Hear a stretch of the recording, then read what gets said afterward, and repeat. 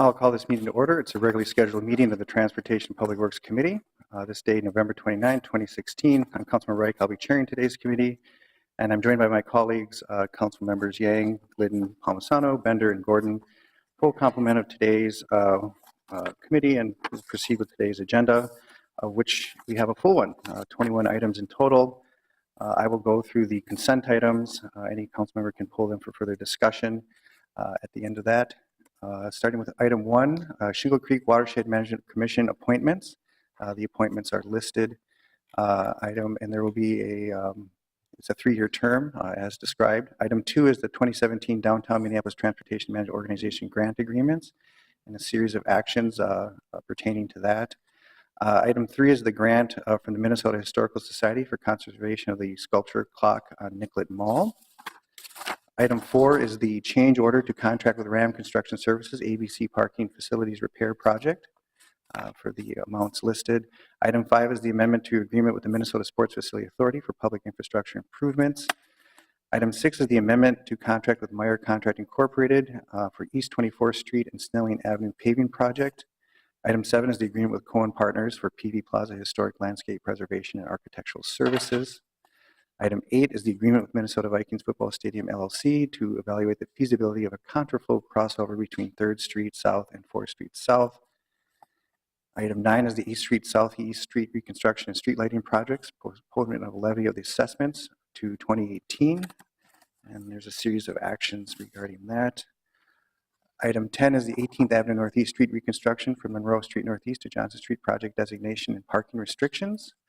Series actions pertaining to that project. Item 11 is the 4th Street Southeast Street Reconstruction and Street Lighting from 25th Avenue Southeast to 29th Avenue Southeast, project designation and parking restrictions. Item 12 is the 4th Street Southeast Reconstruction and Street Lighting from 29th to Southeast and Malcolm Avenue Southeast, project designation and parking restrictions.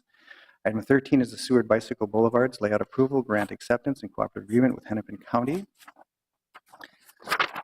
Item 14 is the Broadway Street Northeast reconstruction project between Stinson Boulevard and Industrial Boulevard layout approval and easements. Item 15 is the Samotar Crossing layout approval and easements. Item 16 is the bid for rental traffic control devices. Item 17 is the bid for removal of snow and ice on public sidewalks, and that's accepting the low responsive bid for Stone Pros LLC. 18 is the bid for stormwater pond dredging and cleanout, and that's accepting the low bid from Fitzgerald Excavating and Trucking Incorporated. Those are the consent items. Does anyone wish to pull them for further consideration? Councilmember Gordon. Thank you, Mr. Chair. I have a staff direction for item 13, so I'd like to pull that one. Okay, so we will pull item 13. Any further conversation with the other items? Seeing none, I'll move all items minus 13. All in favor say aye. Aye. Dissenting nay. Item 13, Councilmember Gordon, you have the floor. Thank you very much. And this is a approval of a bike boulevard on 29th. And I think committee members might recall that we had some people in the chambers a while ago, and we've had some discussion about where 29th crosses the Midtown Greenway. In the general scheme of things, that crossing was pretty essential and critical to how the bike boulevard would work, but I understand that we have grant funding that's providing money to do the construction on the bike boulevard. And while we haven't resolved what's going to happen with the crossing at the Midtown Greenway, I would like to move the staff direction clarifying for us and the public that we're going to have some clarity on that early next year. So the staff direction is directing Public Works staff to return to the Transportation and Public Works Committee no later than January 31st, 2017, with the design options for the intersection of 29th Avenue South and the Midtown Greenway, including a design option that will close 29th Avenue South, both northbound and southbound. I'm happy to answer questions about this. Definitely discussed it with Public Works staff, and I think the timeline fits with what they were hoping to accomplish anyway. Thank you for that. I'm seeing no questions. Definitely appreciate the work you've done with the department to craft this language. So with that, all those in favor of item 13, noting the staff direction from Councilmember Gordon, all in favor say aye. Aye. Dissenting nay. That carries. That concludes our consent agenda. And now we can move into our discussion items. And we have, the first is actually a little something special. We have, here's a recognition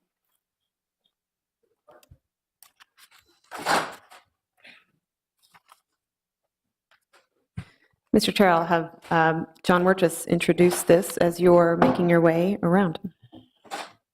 Morning, Mr. Chair and council members. John Wirtjes, Director of Traffic and Parking Services. Well, you've got to have the hardware. You've got to stay up here and hand it out. So let me say a few words here and talk a little bit about the award, and then invite some of our staff up to accept it in that regard. So in October of this year, the Minnesota chapter of the Intelligent Transportation Society presented its 2016 Local Agency Technology Initiative Achievement Award to our Public Works Traffic and Parking Services Division. For those not familiar with ITS Minnesota, it's a branch of the Intelligent Transportation Society of America, really focused on enhancing safety, increasing mobility, and sustaining the environment through technology in our transportation system. In that regards, I'll later let Councilmember Reich read the award, but to give some perspective for the council members as well as our public today, several initiatives involved around that award include the upgrading of our traffic management center, which includes 810 traffic signals throughout the city. A lot of that involves numerous initiatives, including pedestrians, where we've retimed all 810 signals by also increasing the pedestrian clearance time by 12% at each intersection, where we've also increased and upgraded our countdown timers in our city by over 50% of our intersections and locations. Those are our walk and don't walk indications out there. We've also implemented accessible pedestrian signals throughout the city at over 100 locations, and we've got another 125 programs and plans for the next 2 years. In addition to those pedestrian initiatives, we've got bicycle initiatives as well that were part of this award. Minneapolis was the first city in Minnesota to implement a traffic signal for bicycles. In that regards, we now have 7 intersections where we've got signalized bicycle signals, and we continue to explore and pilot those techniques across the city. Likewise, to bike and ped, we've got transit initiatives out there on the light rail lines, the blue line. Specifically, the team implemented new Hiawatha corridor traffic control system out there along the Hiawatha to reduce delays for all users. On the green line, the team was instrumental in its success and its rollout in that regards for operating the system and moving trains along the corridor. And in fact, recent upgrades with Metro Transit on train detection as well as advanced control strategies along the green line has resulted in a 98% on-time performance through the West Bank and East Bank locations of the city. In addition to LRT, we've got bus transit signal priority activities out there with technology. We've got 15 intersections up along Central Avenue in Councilmember's Ward where we're using that technology to move buses along in a more efficient and improved travel time. We've also got locations down in South Minneapolis along the new BRT line on 46th Street, the ABRT line, where we're implementing these transit signal priority initiatives as well. And we continue to work with our project partners on the future BRT projects that are coming forth. In addition to that, we've also got 85 dynamic message signs out in the city, helping our users get around town for parking, for special events, for traffic purposes.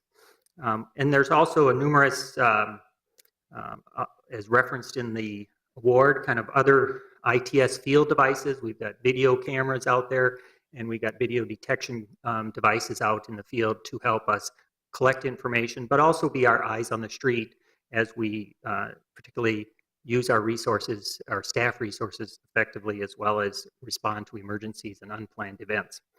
All of that has led to many safety benefits, but also sustainability benefits, including decrease in stops and delays out in the system, as well as reduced fuel usage and emissions and pollution. So today we are commending the Traffic and Parking Services staff, council member, and their global approach to planning, design, and implementing and operating a system that leverages technology for all users in that regard. So with us today to represent the division's excellent work, and I've got a list here of folks who are going to come on up. And I think maybe what we'll do is just kind of maybe stand up here and we'll get a good photo in that regard. So Scott Tashney, come on up and up here. Scott's our signal operations engineer. We've got Ryan Anderson, system designer. Sam Lewis, systems integrator. Ryan Armstrong, signal electrician. Mary Shepard, systems operator. And Connie Weir, systems operator, wires systems operator. And Alan Klugman, traffic planning engineer, and Steve Mosing, traffic engineer and manager. So this is a broad-based group of a variety of tasks involved with that huge project. And so they're all yours, Mr. Chair. Well, on behalf of the City Council and the department, this is a recognition that not only the performance that was described by Mr. Burgess, we got the performance, we got the safety, and the recognition that not only do we have the numbers to prove the work that we've done, but we're a national leader, recognized as a national leader in terms of this. So this is a recognition of that work that we all enjoy as citizens. So it's nice to get the hardware that says that you can notice, and you did the work. Thank you so much.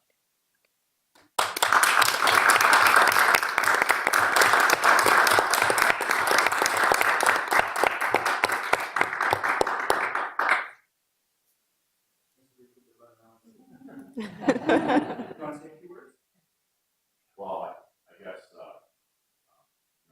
a lot of the effort in this goes for our staff. As observing this operation, it's really cool to see all the technology that's been released. And, in comparison to other cities, we're right up there at the top. So thanks.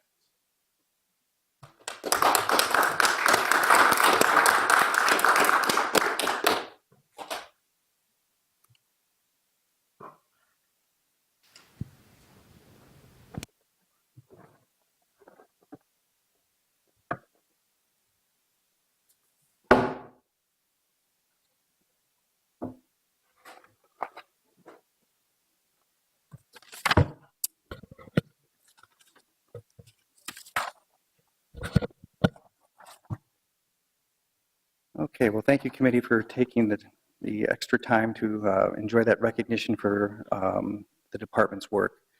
Item 20, well, actually, we will do a receive and file. So I'll move to receive and file the Minnesota Local Agency Technology Initiative Achievement Award to the Public Works Traffic and Parking Service Division for the Minnesota branch of the Intelligent Transportation Society of America.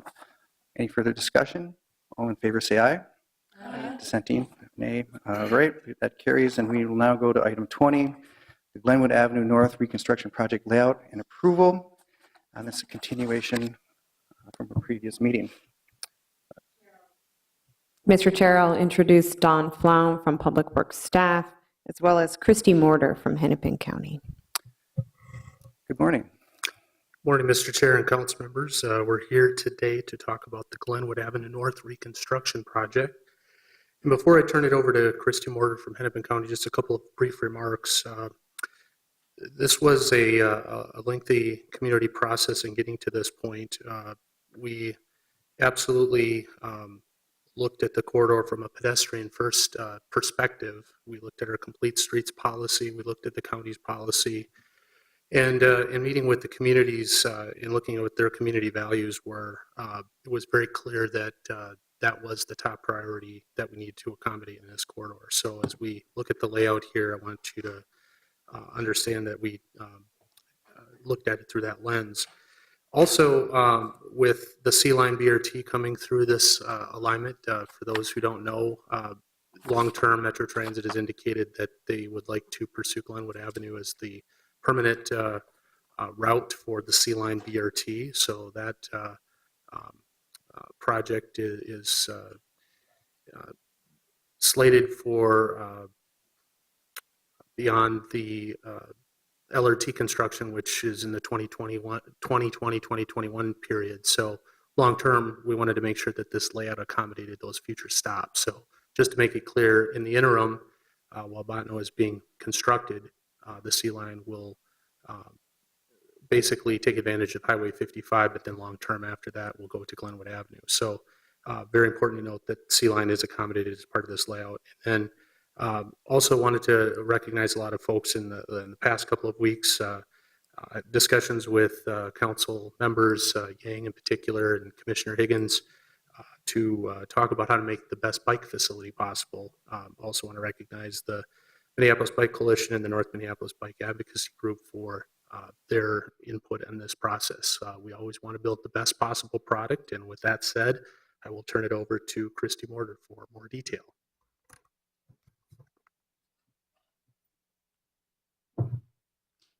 Thanks, Don. Good morning, Mr. Chair and council members. I'm Christy Mortar with the Hennepin County, managing the Glenwood Avenue project. So the limits of the project are from Aldrich Avenue to 7th Street. Just a little bit of background, the functionality of the road, it's a arterial reliever to Olson Memorial Highway. Currently, it's 2-lane urban roadway with on-road bike lanes and sidewalks on both sides. Those sidewalks are narrow and there are many obstructions in many locations.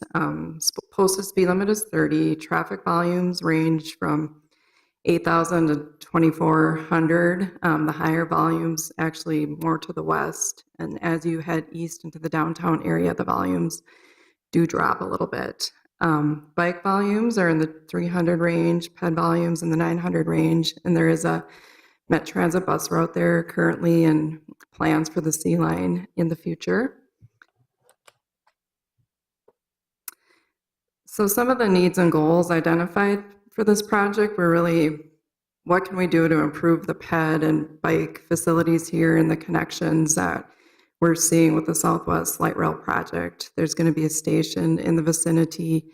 So really, this project stemmed from that project and taking advantage of the construction timeline and the closure of the bridge that project will be implementing to rebuild a little bit larger segment that's in the walkshed, hopefully to improve the ped flow in that area. Costs are around $4.2 million, and generally it's about an 80%, 20% breakdown between the county and the city cost on our project. We haven't gotten down into the nitty-gritty details yet, but that's a pretty good rule of thumb. As Don mentioned, there's other projects in the area that we've been coordinating with, the Southwest Light Rail, Botno Light Rail, C-Line BRT, some Minneapolis projects. Right now they're reconstructing, I think it's almost done, the intersection of 7th Street, 2nd Street, and Glenwood in conjunction with the Target Center expansion. We're also looking to incorporate the Border Avenue connection and have been coordinating with transit-oriented development in the area. There's also a MnDOT project, I think, planned for next year, doing some resurfacing of 94 and some rehab on the bridge. So public involvement, we started back in April. We met early on with the Hennepin County and Minneapolis Bicycle Advisory Committees, as well as the City Pedestrian Advisory Committee, to really get feedback on the design, a typical section we wanted to implement in this corridor. We presented a section with buffer bike lanes and introducing a boulevard space, which was supported by all 3 groups at that time. Based on that feedback, we developed a layout and presented that layout to the North Loop and Harrison neighborhood groups, as well as we had an open house and actually had separate meetings with the adjacent property owners to talk through the design and any concerns that they have. And as Don mentioned, in the last few weeks, we met again with the city, BAC and PAC to get some additional feedback on the design, and also met with Commissioner Higgins, Councilmember Yang, and city and county staff, as well as members of the North Minneapolis Bicycle Group to discuss the design further. And based on those meetings, the layout that we did submit was determined to be the appropriate layout, and support was expressed. We are planning to add delineators to the design with the buffered bike lanes. So just some of the specific feedback we did receive from the public meetings were just comments that the sidewalks are in bad shape and in need of improvements. Access during construction was very important for the adjacent property owners, which is certainly expected, and we'll be maintaining that. There was interest in extending the bike lanes to 7th Street. Currently, they end at 10th Street, so with the project, we're looking to extend them from 10th to 7th Street. Also, improvements to the wayfinding for the Cedar Lake Trail, which connects up at the intersection of Glenwood and Royalston. The addition of the Boulevard green space was well received and supported by the groups, and as well as the lighting improvements. And again, in October, the North Minneapolis Bike Advocacy Council reached out to the county and was advocating for a protected bike lane, which we did look at and determined it was better to have a consistent facility. There were right-of-way restrictions that didn't allow that to fit within the corridor in all locations. And rather than transitioning from on-road to off-road, it was determined a consistent facility was a better design. Excuse me, we have a question. Councilmember Sure. Bender and Gordon following, sorry. Thank you, Mr. Chair. We probably have similar questions. I'd appreciate more technical detail, which looks like you're about to get into, about why there wasn't space for a fully protected, curb-separated bicycle lane like we have on Washington Avenue, for example, which is a county project. Sure. So generally, the proposed improvements, which I'm getting into now, we're looking at 11-foot traffic lanes with turn lanes at critical intersections, a 6-foot bike lane with a 2-foot stripe buffer, and we are intending to add the delineators in that space as well. Increased PED sidewalk space. We're looking to implement boulevards where they fit within the right-of-way. Improved PED facilities, updating everything to be ADA compliant, APS at the signals, addition of lighting, and then also streetscape landscape improvements, introducing of trees to the corridor and the boulevard space, as well as sidewalk enhancements. And then Councilmember Gordon. So maybe you could just go back to that last slide. The last slide shows the bike lanes. So why wasn't there, is this a case where there isn't room for a two-way protected bike lane? And where isn't the room, or why isn't there room? It looks like it's a pretty wide road to me, and we could take away a bike lane on one side, move the curb out on the other, and have a two-way protected bike lane. And you're saying there's not room here? So generally, with the bike lane behind the curb, you need 3.5 to 4 feet of extra space on each side of the road. So once I'm going to go through each block is a little bit different, and I can discuss the constraints in those areas. So for protected bikeway, we should be looking for 9.5 feet? Or with the 3.5 extra on top of what? Well, generally, you need about a 73 to 74 foot right-of-way space to implement the protected bike lane. Does that include the walking path? So how wide is this? Here, I'll go. Can I just Okay. go from block to block and maybe go through? So Councilmember Bender.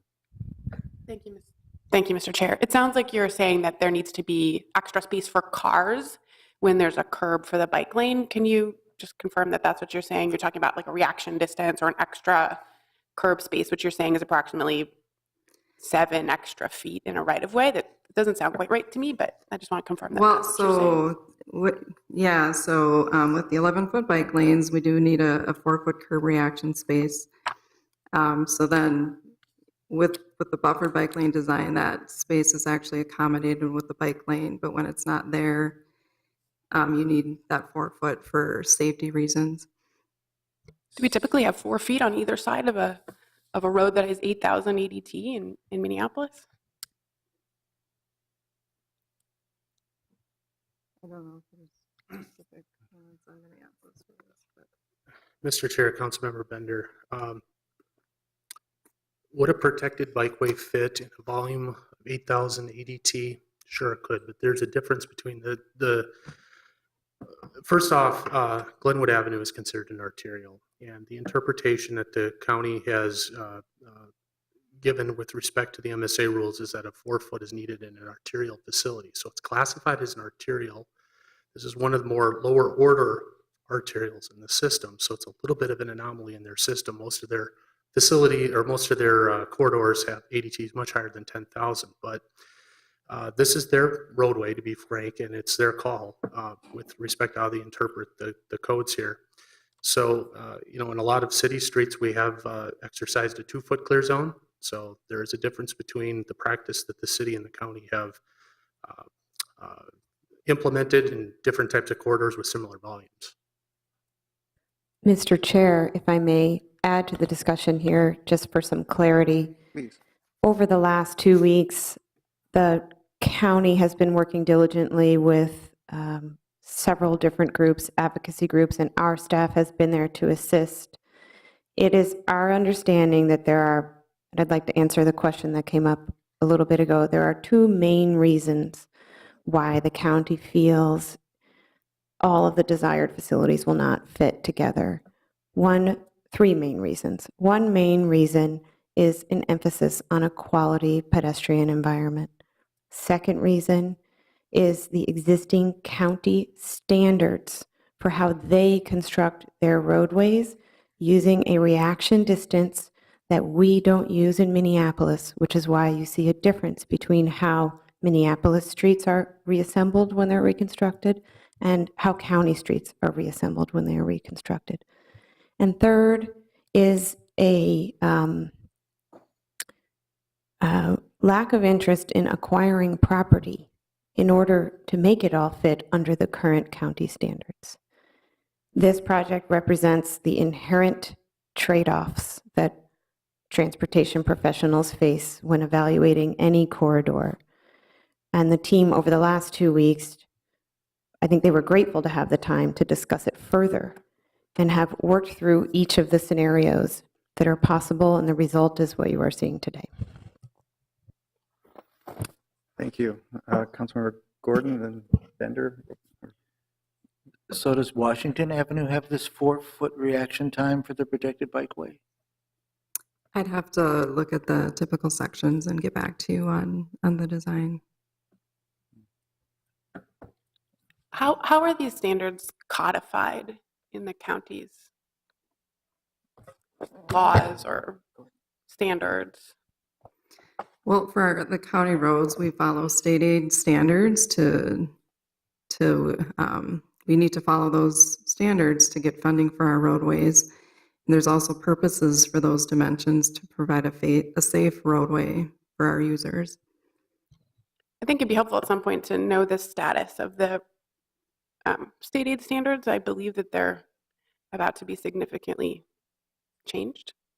And then I think it's also important to note that there's a variance process for the state aid standards. Right. And we see that reaction distance as important for safety and maintenance of the road. Any further questions at this juncture? Councilmember Gordon. So is this extra wide space for the protected bikeway part of the state standards? Or is this just a county? Do you understand what I'm saying? Well, the 4-foot reaction is a state aid standard for arterial roadways. Okay. It seems like the county standards is conflicting with the city standards and our expectations, and I think this is a problem that we're going to have to figure out. We just passed a complete streets policy. We've been working really hard on this so that we can make sure that we prioritize pedestrians. We have a very dense city. There's lots of pedestrians getting around. We don't want to have things more dangerous for them. We don't want all our roads serving the commuters rushing in and out. We want them to actually serve the residents and the people who are taking transit here. And also we've prioritized bike. infrastructure. So it's pretty hard when the county comes in with their rules and they're saying that it's trumping us. I understand it's your road apparently, but it's in our city. Councilmember Bender.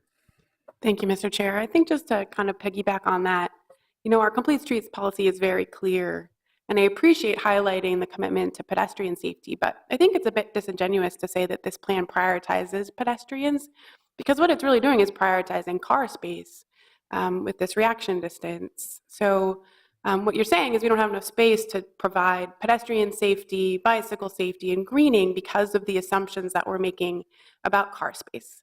And I think it's important that we question those assumptions, because there are plenty of roads in the 10th Ward that have this level of ADT that have a similar characteristic that I know do not have 4-foot reaction distance on either side. And I don't know why we would need that. Those are like freeway speed reaction distances. I hope we don't expect people to be going 40 or 50 miles an hour on this road.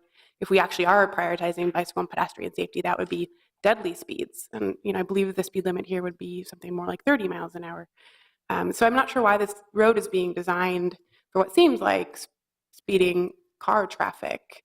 That's just a comment. But I think it's important in the context of our complete streets policy.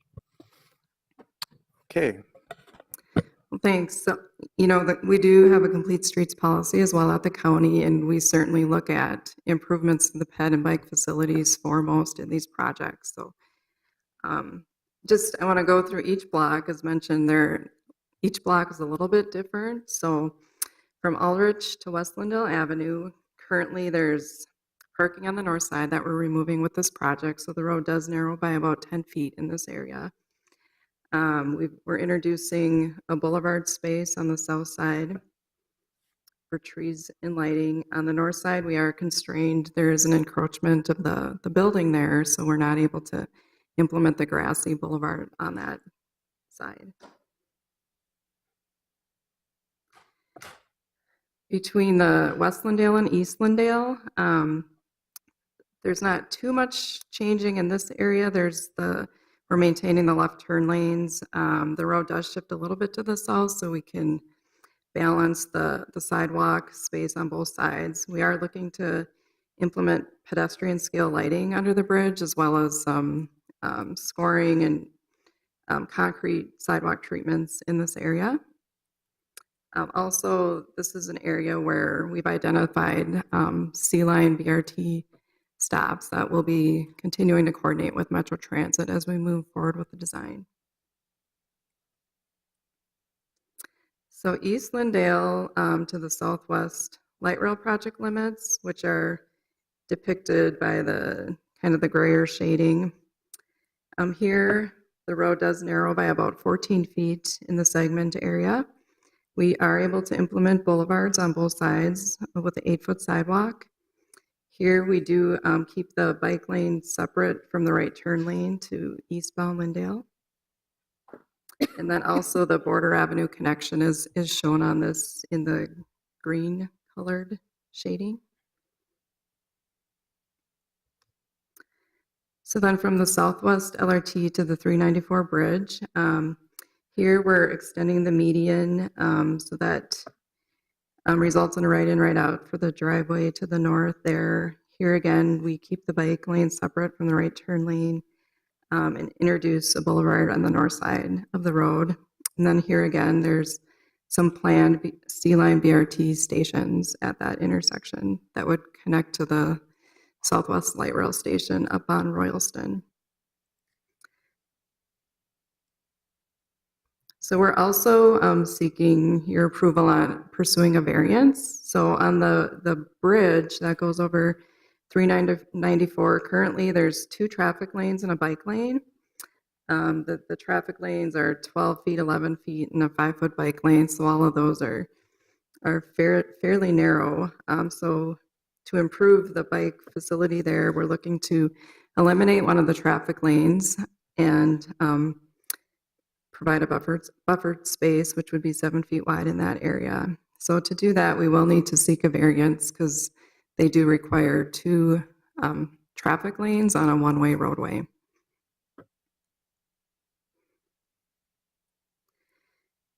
And then The rest of the segment from the bridge to 7th Street, we're looking to overlay that segment. We'll be putting in a new signal at the intersection there and upgrading the pedestrian ramps.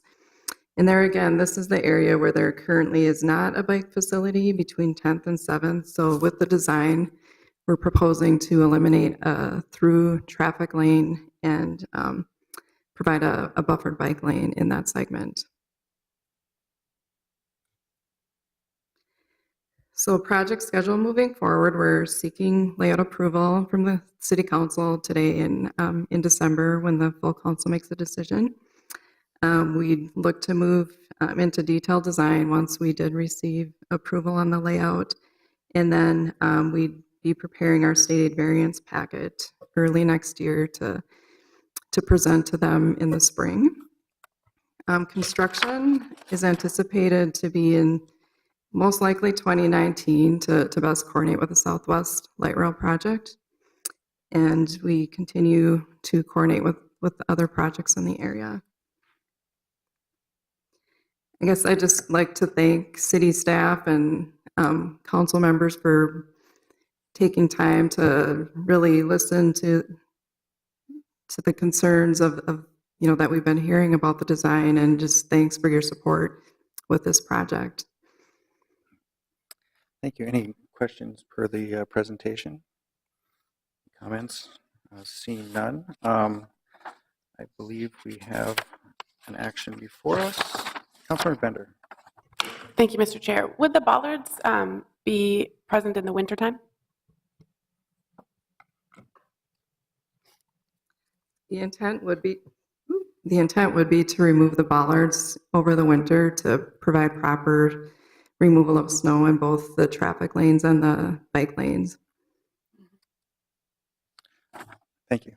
So we have before us a passage of a resolution approving the Hennepin County Department of Transportation's layout dated October 17, 2016 for the Glenwood Avenue North Reconstruction Project between Market Street and 10th Street North as described in today's presentation, and a passage resolution supporting the Hennepin County's formal request for a variance from the Minnesota State Aid to allow for a moving traffic lane along Glenwood Avenue North between Royalston Avenue and 10th Street North.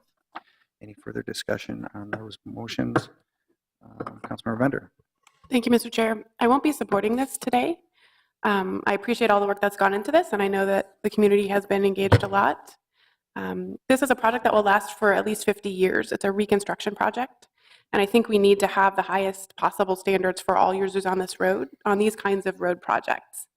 One might argue that we're getting a bike lane here. It even might have bollards in the summertime, but I don't see that as a victory here. I think that that should be the very minimal thing that we should expect in a city that has a policy that says we prioritize safety for all users and we prioritize walking and biking and transit.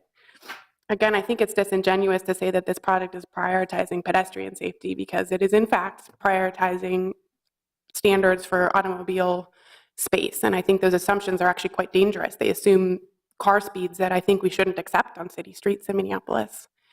So that's why I'll be voting no on this today. Further comments? Seeing none, all in favor say aye. Aye. Dissenting? No. Okay. So that's 3 ayes and 3 nays. So it goes forward without recommendation. Okay. What's that? Thank you. I will, based on today's vote, we will be moving this item forward without recommendation to the full council for final consideration. Okay, we now move to our last item on the agenda. Oh, we have to vote again? Okay, all right. All right, so all in favor of moving forward without recommendation, say aye. Aye. Dissenting nay? Okay, all right, so that moves forward without recommendation. We now can proceed to item 21, our final item today, and that's a discussion regarding the 2017 Minneapolis Open Streets. Very important Mr. topic. Mr. Chair, Matthew Durdall will present the proposed program for Open Streets 2017.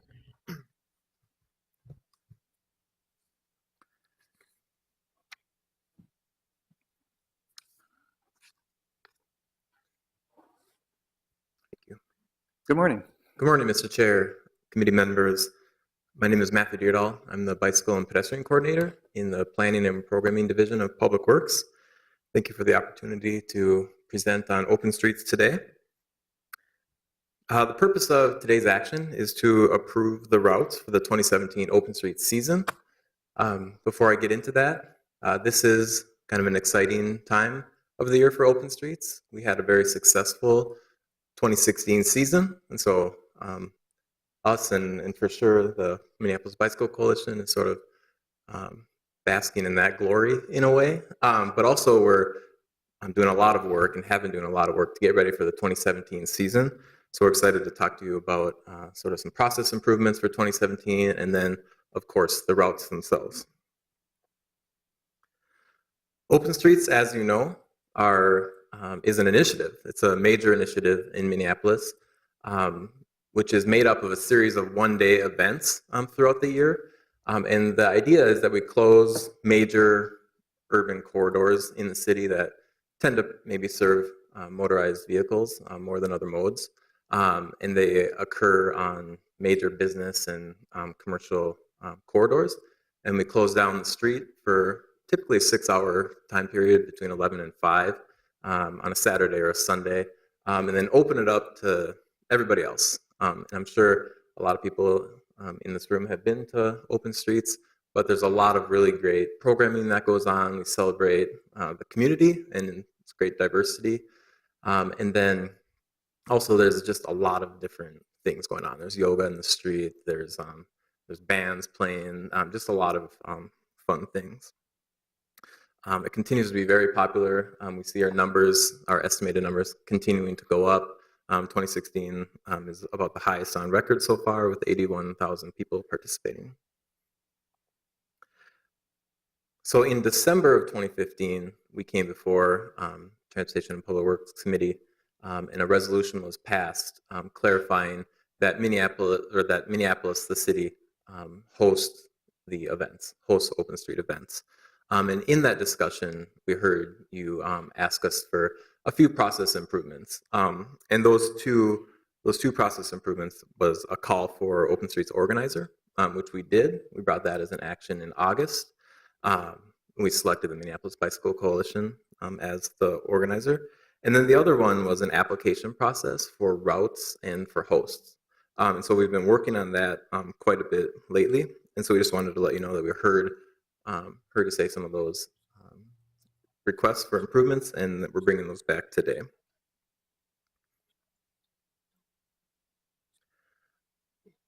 Benefits of this new process, there's a few different benefits. One is that an increased role for the city staff, particularly in the planning, the upfront planning, and that's a role that I played quite a bit with the other city departments and with the Minneapolis Bicycle Coalition. And then we also heard that we wanted to give a genuine opportunity for people in Minneapolis, neighborhoods, business groups, and others to express ideas, to let us know where they would like to see open streets. And so we did that, and we were able to incorporate a lot of new ideas into the 2017 routes, and we're excited about that. And then also more of an internal coordination issue was planning around the cost estimates. And so we worked with a variety of our city departments that provide in-kind time or services for open streets, and just really, I guess we're cognizant of costs this year. So outcomes of the new process. We did get several ideas, new ideas that we hadn't considered before the application process. And so we received 15 applications. 8 of them were from the Minneapolis Bicycle Coalition, and then we received 7 applications from community partners. In total, these applications make up 11 different corridors throughout the city. So there were a few corridors that received multiple applications. And then out of those 11, we were able to incorporate 10 of those corridors, and we'll go over that a little bit. Or sorry, 9 of those corridors. And there's 2 that we did not select this year, but there are a couple ideas for corridors that we think are very intriguing and could be good candidates for next year. And we'll get into that in a little bit as well. So the list, as you'll look at this list, you'll see that a lot of the 2017 routes are very similar to last year, but there are 4 major changes this year that I want to highlight. So again, we have East Franklin, Downtown, West Broadway, U of M, East Lake and Minnehaha, Nicollet, Lyndale, and Northeast. And so 4 of the changes that are incorporated into this list of 8 Open Streets events, one is Nicollet Avenue. So Nicollet Avenue, it's entering its 4th year. That has typically stopped at Lake Street. And so there's a lot of interest this year to extend that north to Franklin. And so that gives us an opportunity to bring in several new restaurants and businesses along East Street, and then also gives us an opportunity to engage around the Kmart site.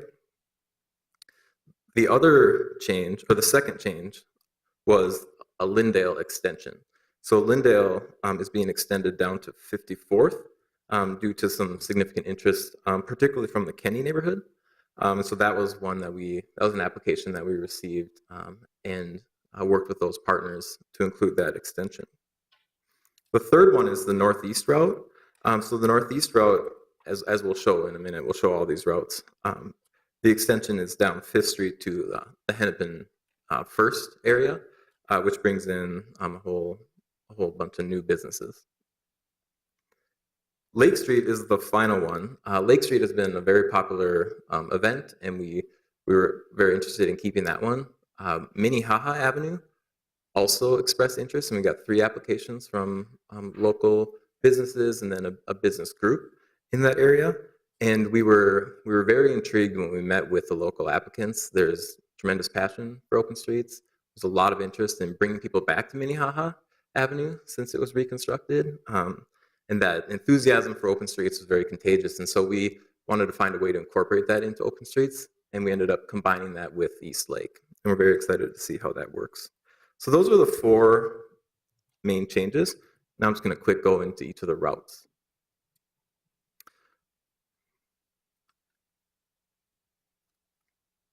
So East Franklin, that's the first one. There's no changes on East Franklin. That's Portland Avenue to 28th. Downtown, it's basically the same route as last year with just a little extension from 8th Street North to 10th Street North on Washington. West Broadway, there's also no changes in West Broadway. This will be the 2nd year of West Broadway, and the first year was very successful, so we're looking forward to that one. So the University of Minnesota, there's a little bit more engagement that needs to take place with the U of M partners. Part of the reason for that is they were the last open streets of the season. It's the weekend of October 1st and 2nd.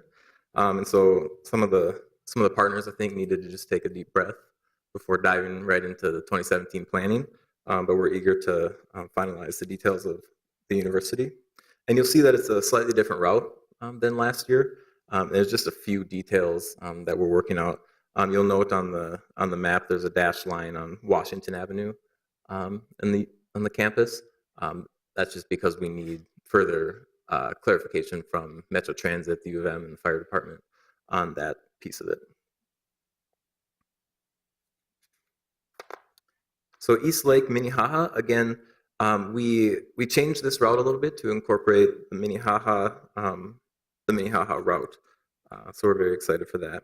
And again, Minnehaha, and I don't recall what year, but they had an open streets before the reconstruction, and so we're looking forward to seeing what it's like in this new form. Nicollet Avenue, again, we talked about this a little bit. There's a dash line around the Kmart site, and we're just working through details on getting through that site, but we're looking forward to extending up to East Franklin. Lyndale Avenue, again, this one will be extended down to 54th. There is some interest and intrigue in diverting over to Bryant Avenue to the west at 42nd because there's some business and neighborhood commercial nodes on that corridor, and there's also a bikeway. So we're we're basically in the process of determining whether it'll stay on Lindale or move over in that area.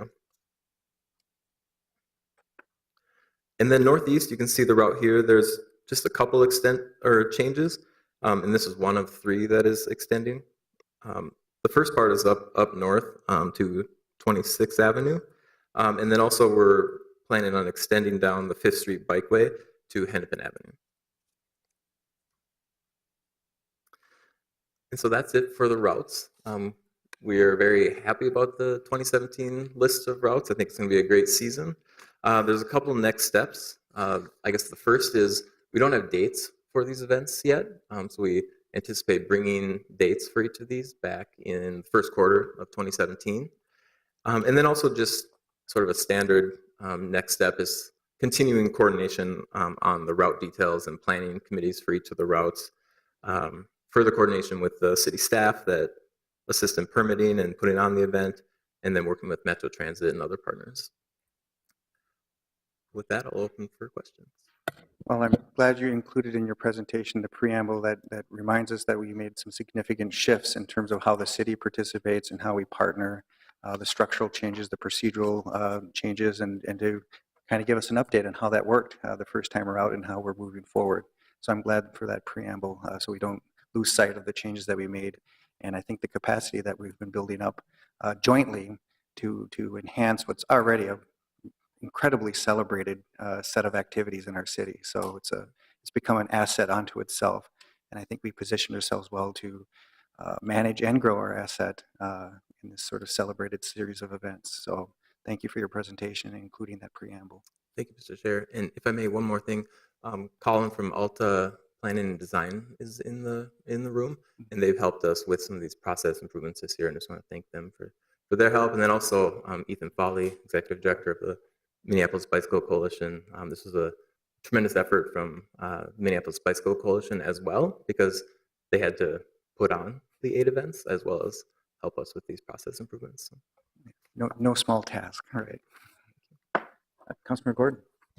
I just wanted to note that I know that the residents in Minneapolis and the visitors really appreciate open streets. I participated in several of them, and I think every year people get more excited about it. So I appreciate all the work that everybody's doing to put this together, and I'm looking forward to seeing what we can do to help make sure they all happen on beautiful sunny days and a lot of people come and turn out and get involved. All right, any further questions, commentary? Seeing none, we will then approve the list of routes for the 2017 Minneapolis Open Streets and thank the work done and thank our partners. All in favor say aye. Aye. Dissenting name, that carries. We've exhausted the agenda. We're thereby adjourned.